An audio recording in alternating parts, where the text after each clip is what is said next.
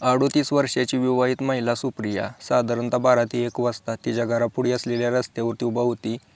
एका पुरुषासोबत बोलत होती. साधारणतः 22 वर्षाचा हा तरुण गाडीवरती बसलेला होता आणि सुप्रियाला म्हणायचा, चल बस पटकरनी जाऊन येऊ लगेच काम करून. आता या दोघांना ते काम करायचं होतं.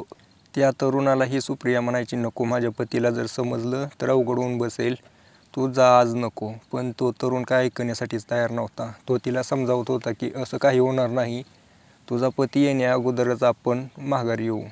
आता एवढे विश्वासाने हा तरुण बोलतोय म्हटल्यानंतर ही सुप्रिया तिची साडी वगैरे घालते आणि त्या तरुणाच्या गाडीवरती बसते. काही वेळातच हे एका बुक केलेल्या ओयो हॉटेलमध्ये जाऊन पोहोचतात. आता हे दोघं त्या ठिकाणी पोहोचल्यानंतर त्यांची तृप्ती होईपर्यंत संबंध बनवतात. साधारणतः 2 ते 3 तास यांचे तो खेळ चालला. काही वेळानंतर हे तृप्त झाले. या सुप्रियाला आता तिच्या घरची आठवण यायला लागली होती. त्या तरुणाला अभिनवला म्हणाली की चल मला घरी सोड. हा अभिनव तिला येऊन घरी सोडून गेला. काहीच वेळानंतर तिचा पती घरी आलेला होता, जो की डिलिव्हरी बॉयचं काम करायचा. या दोघांच्या लग्नाला साधारणतः 15 वर्षे झालेली होती. 13 वर्षाचा पोरगा आणि 11 वर्षाची एक लहानशी मुलगी होती. दिवसभर पोरं शाळेला, नवरा जो आहे तो डिलिव्हरी देण्यासाठी बाहेर असायचा. त्यामुळे ही सुप्रिया दिवसभर घरीच बसून असायची.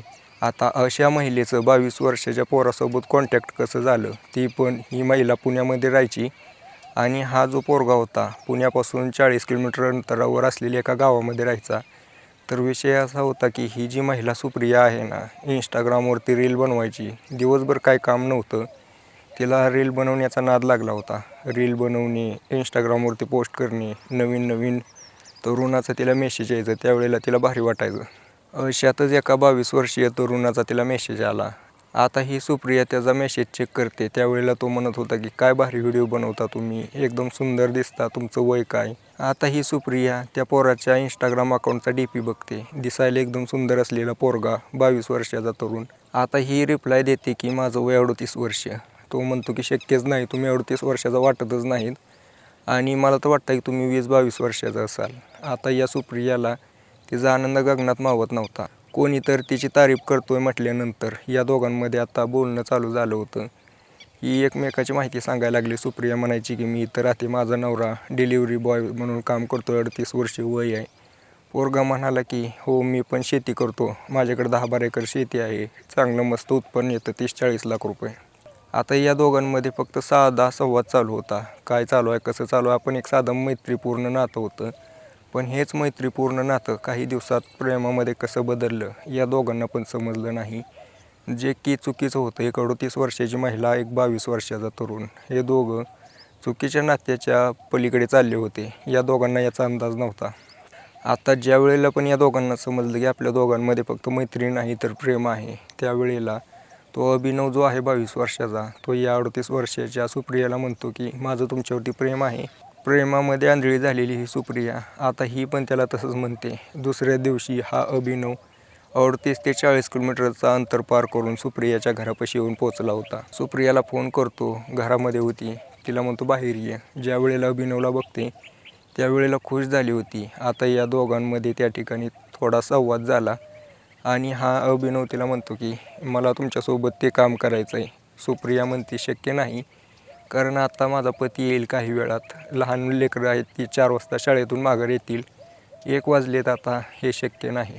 अभिनव म्हणत होता की काळजी करू नका, काहीच वेळात आपण परत येऊ, काही अडचण येणार नाही. आता ही सुप्रियाला थोडी भीती वाटत होती, पण तरुण एवढ्या कॉन्फिडन्सने बोलतोय म्हटल्यानंतर ते होकार देते. हे दोघं बसतात गाडीवरती, एका लॉजवरती जाऊन त्या ठिकाणी संबंध बनवतात. आता या अभिनवचं हे पहिल्यांदाच होतं, याने पहिल्यांदाच संबंध बनवले होते. याच्यामुळेच या अभिनवने या सुप्रियाला चांगल्या प्रकारे रगडून काढलं होतं. साधारणतः 2 तास संबंध बनवले.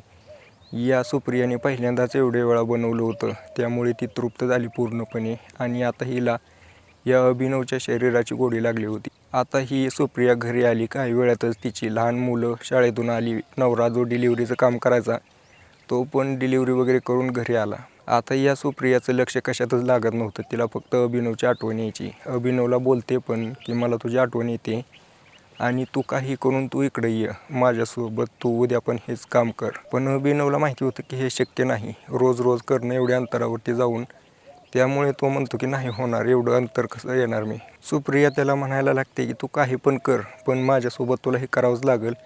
तू एक काम कर ना, असं काहीतरी कर जेणेकरून आपलं रोज भेटणं होईल, आपल्याला रोज करता येईल, असं काहीतरी डोकं चालव. आणि त्याला आयडिया पण देते आणि म्हणते की तू इथंच ये, कुठंतरी नोकरी कर, मी इथं एक आसपास खोली बघते, त्या ठिकाणी तू राहा, म्हणजे आपल्याला रोज भेटता येईल. अभिनवला हिचा विचार पडतो. अभिनव त्या सुप्रियाला म्हणतो ठीक आहे, रूम बघ, मी घरच्यांना सांगतो. अभिनवच्या घरी 10 ते 12 एकर शेती होती, बागायती होती. 40-50 लाख रुपये उत्पन्न यायचं. त्याच्या वडिलाला ज्या वेळेला अभिनव म्हणतो की मला नोकरी करायची आहे, वडील थोडं सुरुवातीला रागवतात आणि नंतर म्हणतात की कर तुझ्या हिशोबाने, काय करायचं आम्ही काय सांगणार. अभिनवला तर परवानगी मिळाली. त्या सुप्रियाच्या शेजारी असलेली एका रूममध्ये गेला राहायला. त्या ठिकाणी त्या सुप्रियाने रूम बघून ठेवली होती. तिच्या घरमालकाचीच रूम होती. त्याला सांगितलं होतं की माझा एक नातेवाईक येणार आला आमचा. आता हा अभिनव त्या ठिकाणी आला. त्याला एका वॉचमॅनची नोकरी भेटली होती. रात्रीची ड्युटी करायचा आणि सकाळी या सुप्रियासोबत दिवस घालवायचा, पूर्ण तिच्यासोबत संबंध बनवायचा. आता या दोघांचं आयुष्य एकदम भारी चाललं होतं, कसलीही अडचण नव्हती. पण कसं आहे, अशा गोष्टी काही लपून राहत नाहीत. शेजारी राहणारी एक महिला जी की 26 वर्षाची होती, तिचं लक्ष गेलं या सुप्रियाच्या घरी. एक दिवशी अभिनव दुपारी बाहेर आलेला दिसला. तिला वाटलं की काहीतरी काम असेल, एखाद्या दिवशी येत असेल असं शेजारी म्हटल्यानंतर. पण आता महिला कशा असतात तुम्हाला माहिती आहेत, एखाद्या गोष्टीवरती लक्ष ठेवायला लागले म्हणजे लयच ठेवतात. दुसऱ्या दिवशी बघितलं तसंच, 4 दिवस झाले, 5 दिवस झाले तसंच. आता या शेजारच्या महिलेला शक आला. तिला कळून चुकलं होतं की काय गोष्ट आहे. आता त्या महिलेने, आता ही महिला दुसऱ्या दिवशी सुप्रियाच्या पतीला काय म्हणते, तू डिलिव्हरी करतो, मेहनत करतो, घर चालवतो, पण घरावरती पण थोडं लक्ष ठेव. तो सुप्रियाचा पती रमेश म्हणतो की काय झालं. ती शेजारची अनिता म्हणते की तुझ्या घरी ना एक तरुण पोरगा येतो, तू ज्या वेळेला जातो त्यावेळेला हा पोरगा येतो, तासन तास त्या ठिकाणी बसलेला असतो. मला तर थोडं वाटतं की त्या पोराचं आणि तुझ्या बायकोचं काहीतरी चालू आहे. आता या रमेशचं डोकं ठणकतं.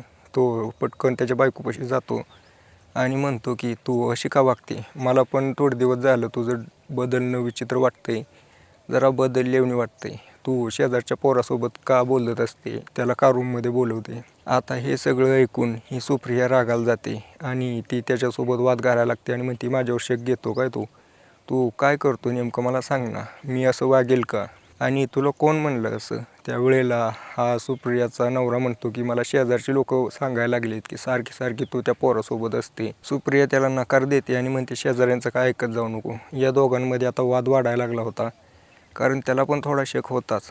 पण हा रमेश त्यावेळेला शांतपणे घेतो, काय बोलत नाही. म्हणला की महिलेच्या नादी लागणं सोपं नसतं. तो शांत बसला आणि त्या शेजारच्या आणि त्याला म्हणलं की आता पुढच्या वेळेला ज्या वेळेला हा पोरगा येईल त्यावेळेला मला फोन कर.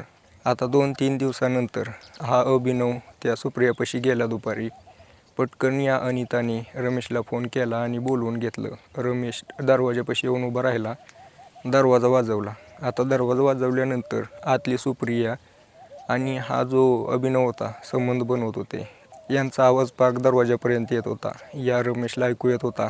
सुप्रियाला वाटलं की असेल लहान पोरं आलेली असतील किंवा शेजापाजारी काहीतरी घेण्यासाठी आलेली असेल, त्यामुळे अभिनवला लपवलं आणि ही सुप्रिया त्याच्यापाशी गेली. दरवाजा उघडला. तिच्या पायाखालची जमीन सरकली आणि तिने बघितलं की तिचा पती आहे. आता तिला समजेना की काय करावं. आता ही महिला तिच्या पतीला विचारत होती की तू कसं काय लवकर आला. तो म्हणला की मी शेजारी एक डिलिव्हरी द्यायला आलो होतो, त्यामुळे म्हणलं की चला भेटून जावं एकदा तुला. सुप्रियाला वाटलं की यायला ही कधी येत नाही असं, आज कसं काय. हा घरात शिरायला लागला.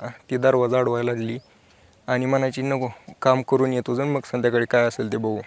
पण हा रमेश काय ऐक नाही. सुप्रियाला सरळलं बाजूला आणि घरामध्ये जाऊन बसला. त्याने बघितलं अभिनवला. विचारलं त्याच्या बायकोला की कोण आहे हा, असा का बसलाय. सुप्रिया उडवाउडवीची उत्तरं द्यायला लागली. त्यावेळेला त्याने त्या सुप्रियाला 2 कानाखाली लावल्या आणि म्हटला की हे सगळं तुझं कृत्य ना, धरायसाठी आलो होतो मी. आता या दोघांना समजत नव्हतं की काय करावं. त्या ठिकाणी वाद वाढला. त्या अभिनवला पाठवून दिलं सुप्रियानं आणि त्या दिवशी पूर्ण दिवस त्या दोघांमध्ये भांडण चाललं. दोघांच्या नात्यामध्ये आता थोडा बिघाड झाला होता. समजत नव्हतं काय करावं रमेशला. त्यामुळे आता तो दारू वगैरे प्यायला लागला होता टेन्शनमध्ये. इकडं सुप्रिया त्या अभिनवला म्हणते की तू आता इथं थांबू नको, काही दिवस तू निघून जा गावाकडे. अभिनव त्याची बॅग भरतो, घरी निघून जातो. आता तारीख होती 16 जानेवारी 2026ची. हा जो अभिनव आहे त्याच्या शेतामध्ये काम करत होता. त्यावेळेला अचानक पोलीसची गाडी आली. त्याला गाडीमध्ये बसवलं आणि पोलीस स्टेशनला घेऊन आली पुण्यामध्ये. त्याला समजत नव्हतं, त्याच्या आईवडिलाला समजत नव्हतं की काय झालं. ज्या वेळेला या अभिनवला पोलिसांनी आणले त्यावेळेला पोलीस त्याला विचारायला लागले की बोल, तू या रमेशला का मारलं आणि काय काय केलं त्या रात्री. याला समजत नव्हतं की काय विचारतात पोलीस. हा म्हणायचा की मी काय केलं नाही, मला काय माहिती आता हा रमेश कोण. त्यावेळेला या पोलिसांनी सुप्रियाला आणलं. सुप्रियाला त्याच्या पुढे बसवलं. त्यावेळेला त्याला पूर्ण गोष्ट आठवली. तर विषय असा झाला होता की सुप्रिया आणि हा रमेश आहे यांच्यामध्ये वाद तर वाढला होता. दारू पण प्यायला लागला होता. दारू पिऊन त्या सुप्रियाला मारहाण करायचा लहान लेकरांपुढं. नाही तसं बोलायचा. त्यामुळे सुप्रियाला राग आला होता. एक दिवशी असंच या दोघांमध्ये भांडण झाल्यानंतर सुप्रियाने तिच्या पतीला थोडं धक्का दिला. भिंतीला धडकून खाली पडला बेडवरती. या सुप्रियाने उशी घेतली, त्याच्या तोंडावरती दाबली आणि त्या ठिकाणी त्याला मारलं. काही वेळानंतर सुप्रियाला समजलं की आपण काय केलं आहे. तिने आता या अभिनवला फोन लावला आणि विचारलं की माझ्याकडून असं झालं आहे, काय करू. या अभिनवने तिला सल्ला दिला की तू शांत बस आणि सकाळी हार्ट अटॅक आला आहे म्हणून सांग. त्यावेळेला तिने सकाळी तसंच केलं. पण अभिनवला इकडं माहिती होतं की माझ्याकडे पोलीस नक्कीच येणार. त्यामुळे त्याने मोबाईल बंद करून घरी आपलं काम करत बसला. सकाळी उठली सुप्रिया, हार्ट अटॅक आली म्हणून रडायला लागली आणि तिचा पती मेला आहे असं सांगितलं. आता सगळ्या आसपासच्या लोकांना वाईट वाटलं. पण एक महिला होती, तिला थोडीशी शंका यायला लागली होती. जी अनिता आहे ना, अनिताला माहिती होतं हिचं लफडं. तिने पोलिसांना फोन केला 100 नंबर डायल करून आणि अनिताने पोलिसांना सांगितलं की हिचं एका शेजारच्या पोरासोबत लफडं होतं. नंतर तिच्या पतीला समजलं, मला वाटतं की हिनेच मारलं असेल. पोलिसांनी बॉडी ताब्यात घेतली, पोस्टमॉर्टमसाठी पाठवून दिली आणि पोस्टमॉर्टमच्या रिपोर्टमध्ये खरंच निघालं की या सुप्रियाने ना तिच्या पतीला गळा दाबून तोंड दाबून मारलेलं होतं. तिला अटक केली. तिची कॉल डिटेल चेक केली तर अभिनवचा नंबर दिसला. अभिनवला पोलिसांनी उचललं. आता तो तिच्यासोबत तर नव्हता या प्रकरणात, पण त्याने थोडीफार साथ दिलेली होती. याच्यावरती ही गंभीर कलमांतर्गत गुन्हा दाखल आहे आणि या सुप्रियाला तर आता सुटकाच नाही. कमीत कमी जेलमटेप तर होणारच आहे. बाकी तुमचं याच्यावरती काय मत आहे मला कमेंट करून सांगा. व्हिडिओ आवडला असेल तर लाईक नक्की करा मित्रांनो. चॅनल सबस्क्राईब नक्की करा.